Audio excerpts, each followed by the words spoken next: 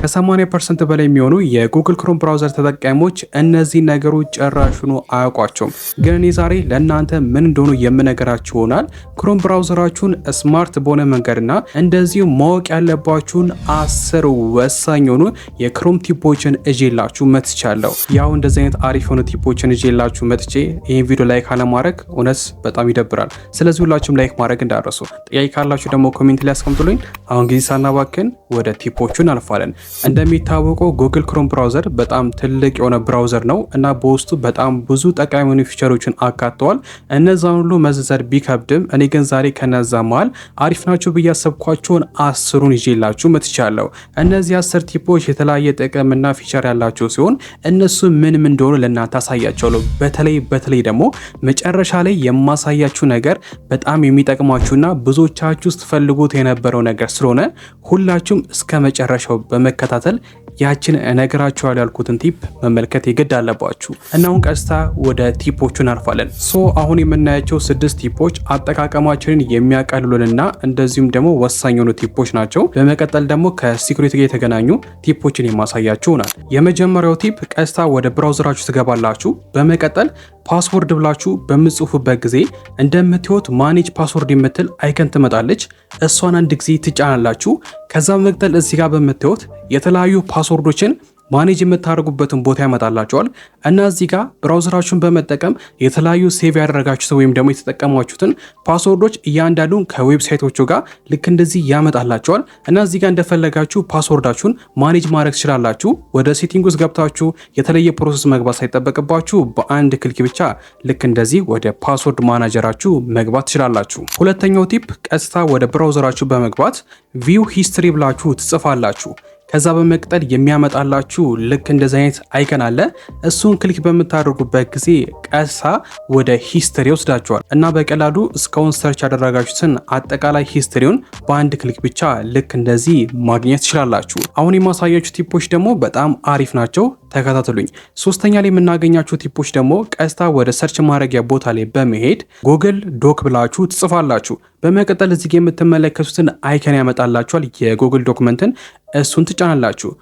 እሱን በምትጫኑበት ጊዜ በቀላሉ ዶክመንቶችን ክሬት የምታደርጉበትን ፔጅ ልክ እንደዚህ ያመጣላችኋል እና እዚህ ጋር የምትፈልጉትን ዶክሜንት ልክ እንደዚህ የጻፋችሁ ወይም ደግሞ በማስገባት ክሬት ማድረግና ከጨረሳችሁ በኋላ ሴቭ አድርጋችሁ ወደ ፈለጋችሁበት ቦታ ልካችሁ መጠቀም ትችላላችሁ። በተመሳሳይ ሰርች ማድረጊያ ቦታ ላይ በድጋሚ ትሄዱና ጉግል ፕሬዘንቴሽን ብላችሁ ደግሞ ትጽፋላችሁ። በተመሳሳይ ልክ እንደዚህ የጉግል ፕሬዘንቴሽን የምታዘጋጁበትን አይከን ሲያመጣላችሁ እሱን ትጫናላችሁ።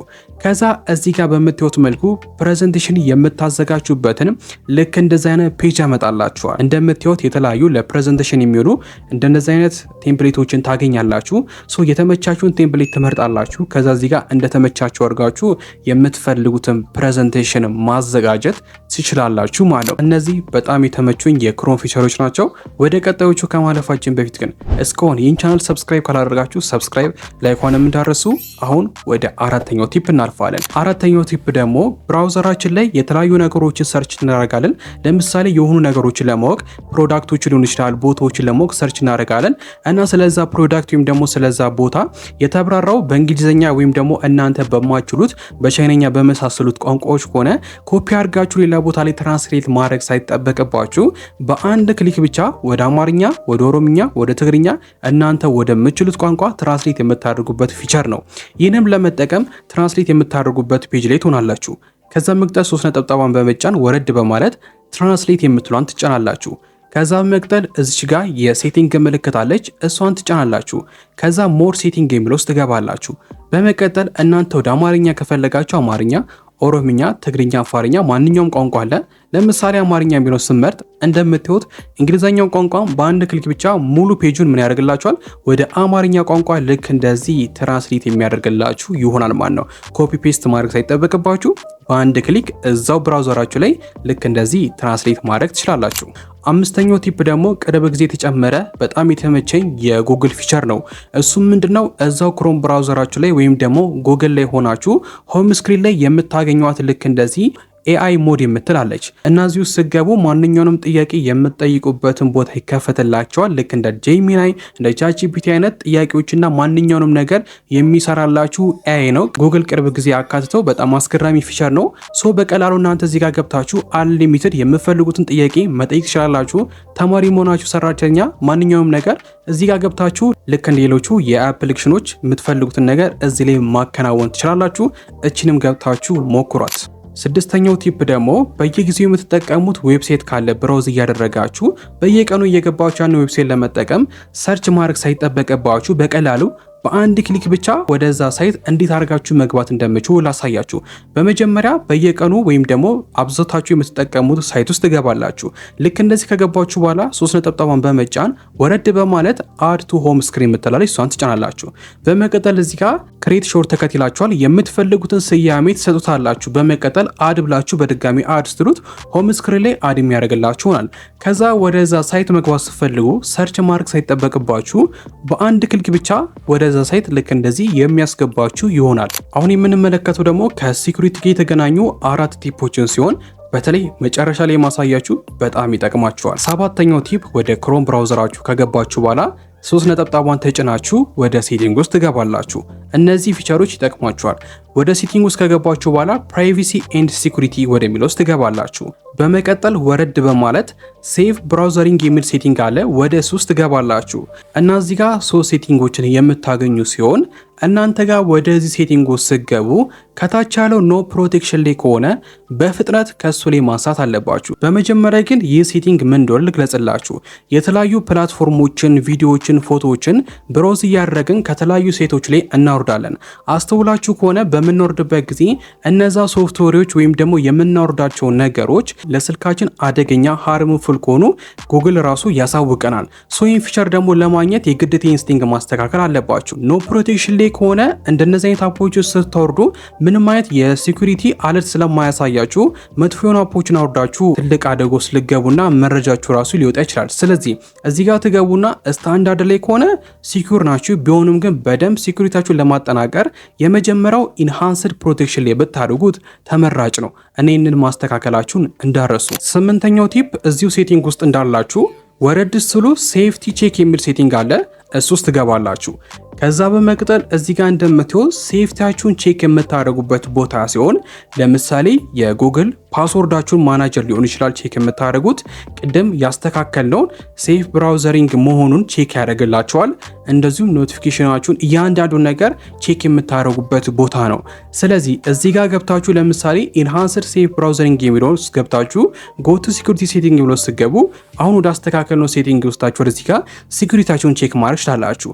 ፐርሚሽን ሎክ ጉድ የሚለው ውስጥም ገብታችሁ ጎቱ ሴቲንግ የሚለው ውስጥ ገብታችሁ ደግሞ ለምን አይነት ሳይቶች ምን አይነት ፐርሚሽን እንደሰጣችሁ እዚህ ጋር ቼክ ማድረግ አለባችሁ። ቅድመ ጥንቃቄ እዚህ ጋር እየገባችሁ ታደርጋላችሁ። እዚህ ሴፍቲ ቼክ ውስጥ ገብታችሁ ሲኩሪታችሁ በደንብ ማጠናከር ትችላላችሁ። አሁን ወደ መጨረሻዎቹ ቲፖች ደርሰናል። ላይክ፣ ሰብስክራይብ ማድረግ እንዳረሱ።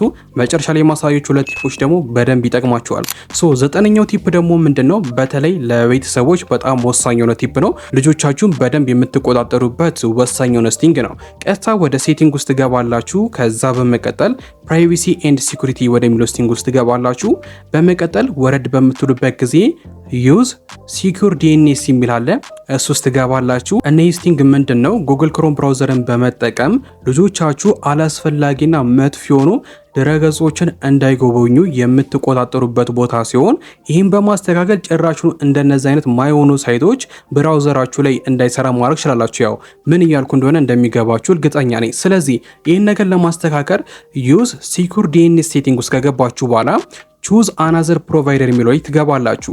ከዛ በመቀጠል እዚህ ጋር ከስተም ዩአርኤል የሚለው ቦታ ላይ ትሄዱና የነዚህ ሳይቶች ሊንካቸውን ኮፒ አድርጋችሁ እዚህ ጋር ታስገባላችሁ።